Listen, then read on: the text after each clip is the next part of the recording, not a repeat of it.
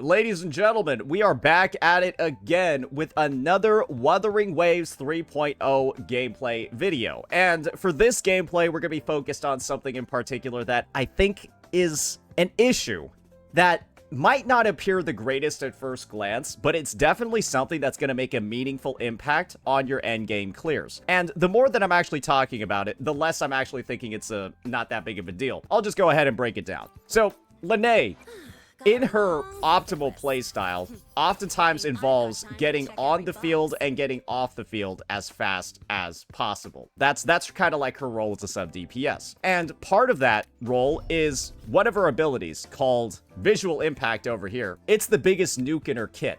You can see it's got a pretty big motion value of about 1,200%. Depending on the way that you use her outro skill, depending on the way that you complete her rotation, and depending on how fast you're able to complete her rotation, this ability can just deal literally 0 damage. Yes, you can just miss. And when you look at Lynae's other motion values, you'll be like, oh, it's kind of a big deal to miss this 1,200, because this attack over here is like 30 to 40%, if not more, of her total damage. And other sub-DPS characters have actually had similar issues to this, but it's the most apparent for Lynae. So let me just show you all exactly what I'm talking about over here. And it's very easy to replicate this.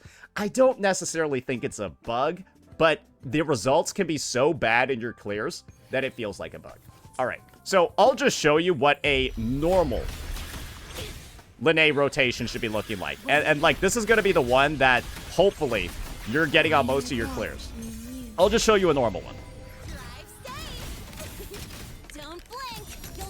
So we're just going to charge up, get our Forte to full, use our Liberation, and then, of course, right, do our jumps. Great, right? I did my damage. Now I'm onto my Uno. We're doing her stuff. Makes sense, right? Not a big deal. You might be saying, Say, I didn't see anything wrong with that footage. Clearly, you're just clickbaiting again, right? You're just screwing with us. Now let me show you what it looks like when you do the rotation, quote unquote, wrong.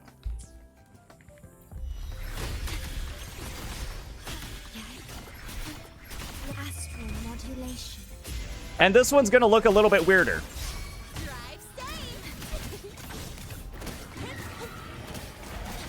Because basically what I'm doing here is I'm generating a little bit too much concerto, and it'll give me access to my outro skill really early. Look. And did you see Lynae's kaleidoscope or visual impact? Did you see that move hit? It typically deals around 120k.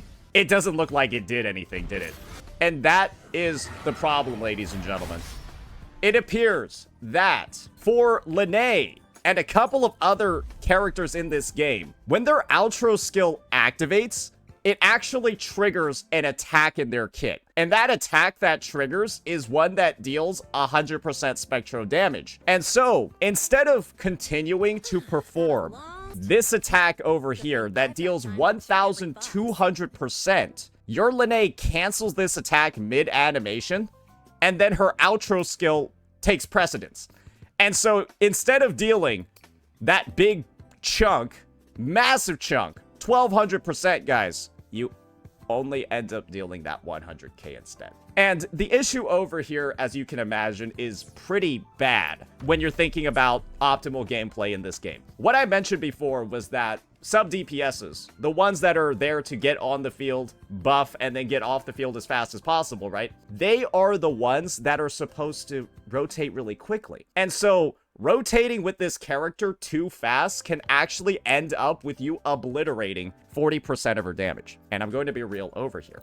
I don't think that there's anybody on God's green earth that would prefer to do this 100% motion value attack over this one. And this is the part that's really annoying.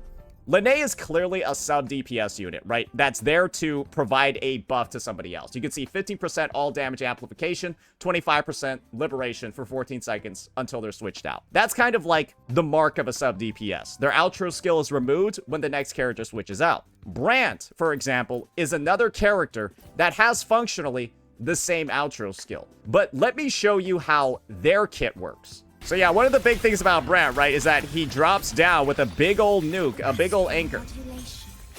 And so, this anchor also deals a shit ton of damage. Like, a lot, right? It just deals a lot.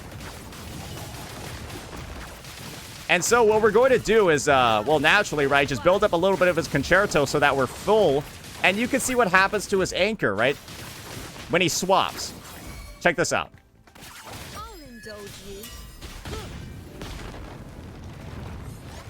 Yeah, his anchor will persist through a swap and then go and slam down on the enemy.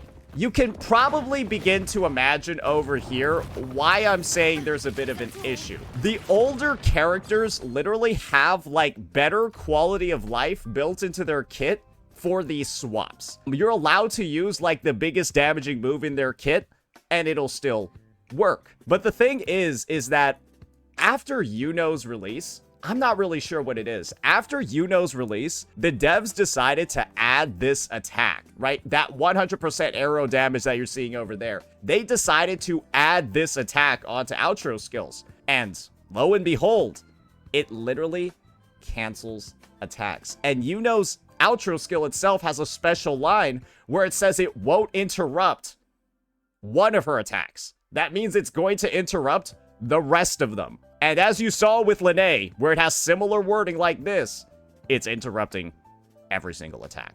Now, I've got something to show you as well. And this is basically going to be the fucked up combo.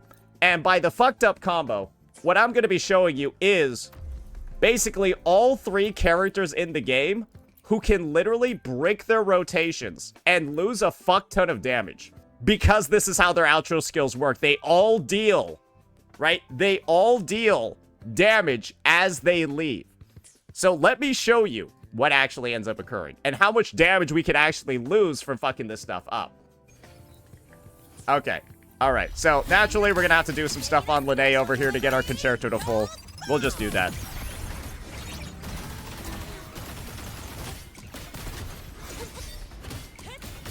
Oh, she generates it fast.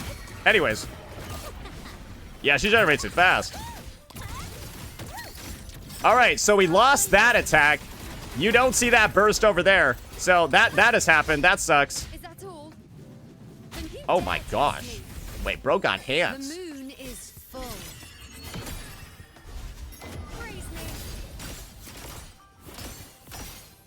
And get ready for this. You know how Yuno's skill does a lot of damage, right? Get ready for this one. Oh, where'd it go?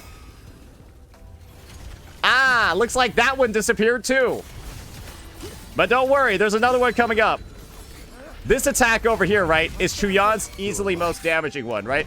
Get ready for this. We're gonna build up another forte.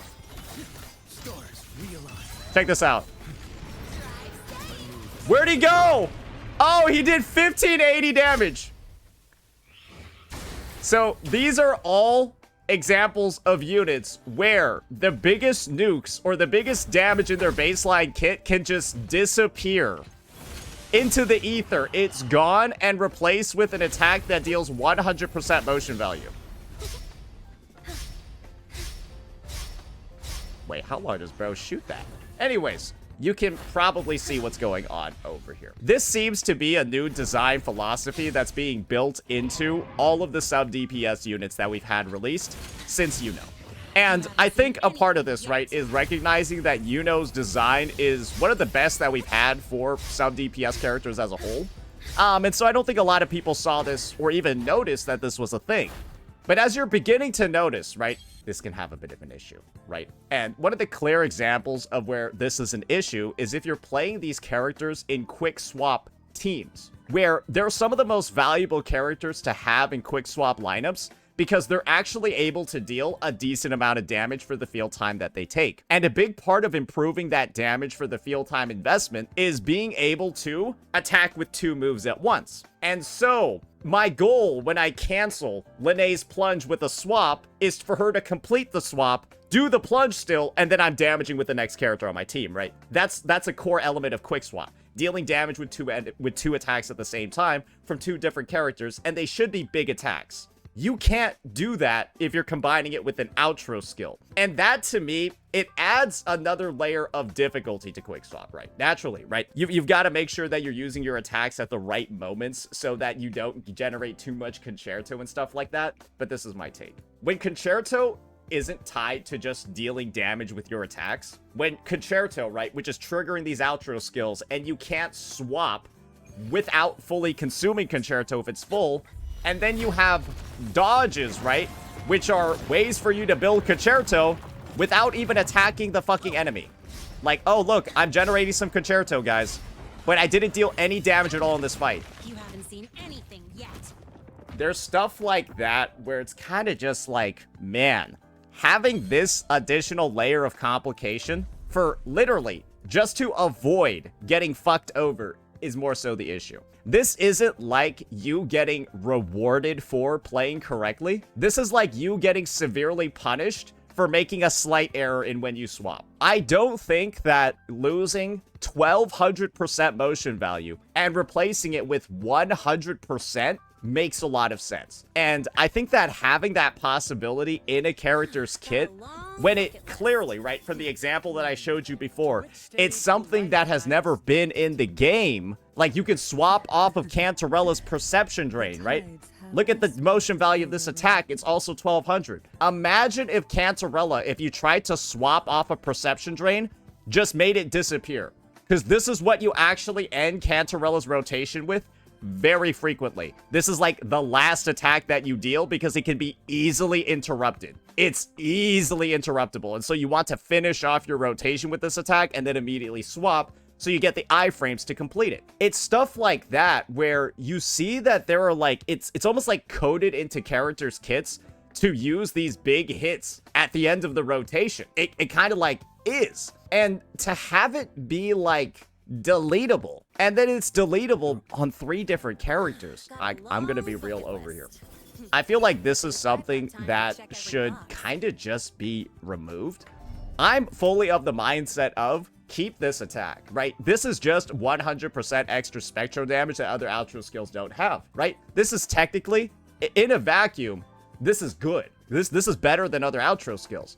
But in actual practice, it's worse because it only causes you to meaningfully lose DPS most of the time. And so my suggested change is very simple. Just very, very, very simple. If there's already an attack happening, don't trigger this. If there's already an attack happening, skip this part and then just trigger the rest of the outro skill. Genuinely, I don't think anyone's going to miss 100% motion value. And the edge cases where this is applying, guys, let me tell you something. This only impacts players that aren't really that knowledgeable about the game. Because you want to know what happens when you're knowledgeable about the game? You know exact concerto breakpoints of when to swap characters. For example, I never actually see this bug with Lynae. You want to know why? I never, ever, ever have an issue with this on Lynae. And let me show you exactly why. Because I know the exact inputs to put in to just get 100% concerto. I never actually, like, need to. Like, I know the exact inputs, right? Okay, okay, whoopsies. Sorry, I fucked up. I pressed. Sometimes I know the exact inputs. I remember them now. And when you know the rotation for a unit, right? One of the big things is that you don't end up doing unnecessary things. And so, when you know the exact rotation, right? You just look at my concerto here. It's perfect, so I don't have an opportunity to miss the attack. Who do you think is going to get screwed over by this? The guy that doesn't know rotations and is just like kind of sort of read a kit overview, kind of sort of read a video. But you want to know what most players kind of identify? When I'm on the character that deals no damage, like my support or my sub-dps, when I'm not on my main DPS, I should probably swap when I hear the concerto noise. Because that means I'm probably playing well. But if you do that and you play in that manner, well, what do you think is going to happen to you, brother? You're going to get cooked because you're going to lose a meaningful part of your rotation. And that's my take. I think that this is something that, for me, does absolutely nothing at all. I know how to avoid this in my gameplay, but it feels like an unnecessary hoop to jump through that just doesn't make very much sense. Because it wasn't in the game before, and like I said, it impacts the less knowledgeable or the more ignorant part of the player base more than the veterans. Veterans can just completely ignore this, so all this kind of does is just fuck over people who are already struggling. I see it as kind of just like a net zero change. I don't see it as something that helps the player base at all. And, yeah, that'll just be my take on the matter. I know there are some people that are gonna say, oh, this is gonna be for, like, balancing issues and stuff like that, and, like, quick swap and stuff. Brother, Kuro already doesn't balance the game for quick swap. They obviously already don't. The expectation is that 99% of players aren't going to be playing in a manner where this is, like, even relevant at all to their gameplay. Guys, quick swap players manage to get, like, disgusting times on, like, 1.x units. Does that mean 1.x units don't need a buff? No, they still need a buff. I'm not going to go ahead and say that quick swapping Chang Li clears are indicative of them not needing anything. And in a similar vein, I'm not going to say that this should be added in the game to curb those crazy quick swappers. No, it's not worth fucking over a majority of the player base to deal with the 0.2%. That, like who even cares what they're doing? Like, who cares what they're doing on those quick swap teams? You want to know one of the best ranked quick swap teams? Like, literally, highest scores every single reset. This one. Does anyone think this is the best team in the game? Does anyone think that this is a team that most people should play? No, most people don't recommend this team. Clearly, this team, it should have been balanced for quick swap, but it's not balanced for quick swap, and it still sucks dick for the regular player base. This one should have been quick swapped, right? Or this one should have been fixed to be weaker in quick swap, if that logic was going to be used. But it's not. I just don't think they even fucking care, if I'm frankly being honest. So once again, it could be a balance thing. I don't know what it is, but I do think that this is an issue that is probably impacting you if you're watching this video and maybe you haven't brushed up and are doing 100% perfect rotations every time. But yeah, that's just going to be it for this one, ladies and gentlemen. It's an issue that's clearly been brewing up since version 2.6 when released, but it wasn't very clear how big of an impact it was going to make until Lynae's, because, let's be honest here, Lynae and Chuyan don't have nukes on the level of Lynae's, and they usually only cancel an attack that doesn't deal that much damage, right? But Lynae, you cancel like 60% of her kit, and that's a bit of an issue when it's 60% of the character's total damage. So yeah, that'll be it for this one. Let me know what you all thought. Peace out.